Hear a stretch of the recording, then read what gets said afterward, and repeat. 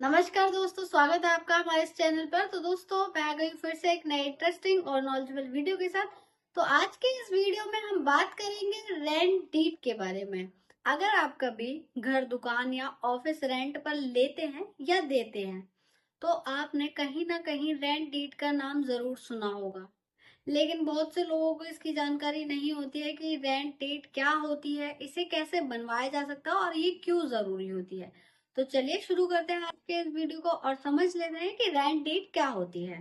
तो rent deed एक कानूनी दस्तावेज होता है जिसमें मकान मालिक और किराएदार के बीच किराए की सभी शर्तें उसमें लिखी होती हैं। इसमें जो भी शर्तें होती है साफ साफ लिखी होती है, जैसे कि आप किराया कितना होगा, किराया कब देना है, या किराएदारी कितने समय के लिए होगी और मकान से जुड़े नियम क्या होंगे। यानी रेंट डीड एक दोनों पक्षों के बीच का लिखित समझौता होता है। अब बात करते हैं कि रेंट डीड में क्या क्या जानकारी होती है। एक सही रेंट डीड में ये सभी जानकारियां होती है। सबसे पहले मकान मालिक और किराएदार का नाम और पता होता है। दूसरा आपका किराए की राशि, यानी हर महीने कितना किराया जाएगा।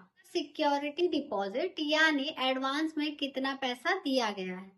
चौथा है आपका एग्रीमेंट की अवधि, यानी 11 महीने या 1 साल। पांचवा बिजली, पानी और मेंटेनेंस का पैसा कौन देगा। और कई बार इसके अलावा घर के कुछ शर्तें और नियम भी लिखा जाता है। तो दोस्तों, अब बात करते हैं कि रेंट डीड बनवाना क्यों जरूरी होता है। इसका सबसे बड़ा कारण कानूनी सुरक्षा। अगर भविष्य में मकान मालिक और किराएदार के बीच कोई भी वाद विवाद हो जाता है तो रेंट डीड वहां पर उस बात का समझौता करने में मदद करता है। इसके अलावा कई जगहों पर पुलिस वेरिफिकेशन, एड्रेस प्रूफ या काम के लिए भी रेंट डीड की जरूरत पड़ जाती है। तो अब बात करते हैं कि रेंट डीड कैसे बनती है। रेंट डीड आमतौर पर स्टैम्प पेपर पर तैयार की जाती है। इसके बाद मकान मालिक और किराएदार दोनों इस पर अपने हस्ताक्षर करते हैं।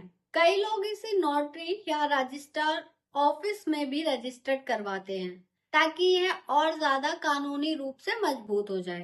भारत में अक्सर 11 महीने का रेंट एग्रीमेंट बनवाया जाता है क्योंकि इससे रजिस्ट्रेशन की प्रक्रिया आसान हो जाती है।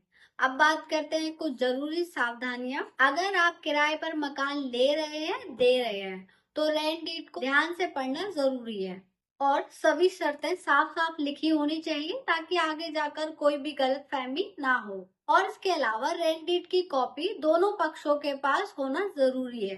तो दोस्तों, अब आप समझ गए होंगे कि रेंट डीड क्या होता है और क्यों जरूरी होता है ये, और कैसे बनवाया जाता है। तो आशा करती हूँ ये वीडियो आपको यूजफुल लगा हो। पसंद आया तो वीडियो को लाइक करें, चैनल सब्सक्राइब कर लीजिए और बेल आइकन को ऑन कर लीजिए। फिर मिलेंगे ऐसे एक नए इंटरेस्टिंग और नॉलेजेबल वीडियो के साथ। Thank you.